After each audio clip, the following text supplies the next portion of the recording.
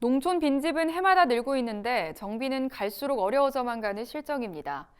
빈집을 철거하거나 정비에도 특별한 인센티브가 없고 오히려 자진해서 철거하면 세제 혜택이 줄어드는 탓도 큰데요. 대책 마련이 시급하다는 지적이 농업계와 정치권에서 나오고 있습니다. 김인경 기자가 전해드립니다. 한국농어촌공사는 최근 전북 장수군을 대상으로 빈집 실태 조사를 실시했습니다. 먼저 빈집 소유자와 지역 주민 등을 대상으로 설문조사를 벌인 결과 지역 주민의 60% 이상이 빈집 문제가 심각하다고 인식하는 것으로 조사됐습니다. 쓰레기 적치, 범죄 증가, 붕괴 사고 등의 우려가 큰 만큼 주차장이나 공원 같은 공공시설이나 귀농인의 집으로 조성해 활용하길 희망한 겁니다. 그러나 현재 농촌 빈집은 정확한 실태 파악조차 안 되는 실정입니다. 2019년 기준 농촌 빈집은 통계청의 주택 총조사에 따르면 56만여 동, 농식품부 실태조사에 따르면 5만 5,700여 동, 농경연에 따르면 26만여 동으로 조사 기관과 기준에 따라 그야말로 천차만별입니다.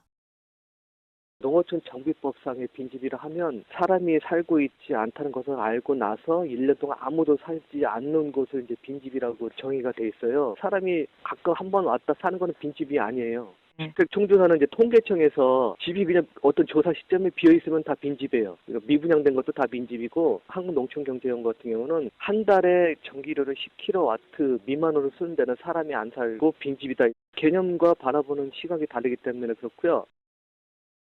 농어촌공사가 면밀한 실태 파악을 위해 전북 장수군 소재 농촌 빈집에 대해 3단계에 걸친 전수조사를 벌였는데 조사 대상 434가구 가운데 거주와 철거 가구를 제외한 372가구가 빈집으로 파악됐습니다. 그런데 활용 가능한 빈집의 90%는 점 단위로 분포하고 있어 공공시설 등으로 활용하기에는 어려운 실정이었고 상태가 좋지 않아 1년 뒤에는 활용 불가능한 집이 58% 이상이라고 공사는 설명했습니다. 단순 철거 대상 빈집 조사가 아니라 빈집 활용에 초점을 맞춘 실태 조사가 절실한 겁니다. 농업계뿐 아니라 정치권에서도 농촌 빈집을 자진 철거하거나 활용할 수 있는 방안 마련이 시급하다는 여론이 높아지고 있습니다.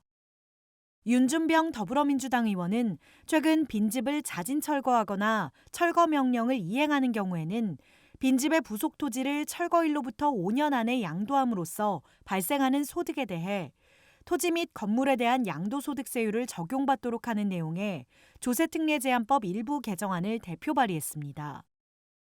현재 농촌지자체는 빈집의 자진 철거를 유도하거나 철거 명령을 내리고 있지만 빈집을 철거하면서 해당 토지를 양도할 경우 토지 및 건물에 대한 양도소득세율보다 높은 비사업용 토지에 대한 양도소득세율을 적용받아 보유자의 자발적인 빈집 철거를 유도하기 어려운 실정이기 때문입니다.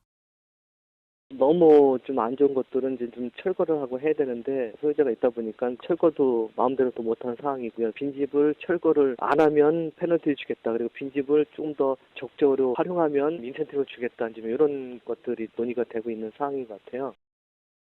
추경호 국민의힘 의원 또한 최근 1주택자가 공시가격 3억 원 이하인 농어촌 주택 한 채를 함께 소유한 경우 1세대 1주택자로 보도록 하고 2주택 이상 소유자가 가진 다른 농어촌 주택의 부속 토지는 주택수를 계산할 때 포함하지 않는 내용의 종합부동산세법 일부 개정안을 발의했습니다. 조세특례제한법이 양도소득세를 중과할 경우 농어촌 지역 주택을 주택수에 산입하지 않는 것과 다르게 현행 종부세법은 1세대 1주택을 적용할 때 농어촌 지역 주택도 주택수에 포함하고 있기 때문입니다. 농촌 빈집에 대해 철거와 활용 등 대대적인 정비가 시급한 가운데 정치권에서 나온 세제 개편안이 빈집 정비의 촉매제 역할을 할 수 있을지 관심이 모아집니다. NBS 김인경입니다.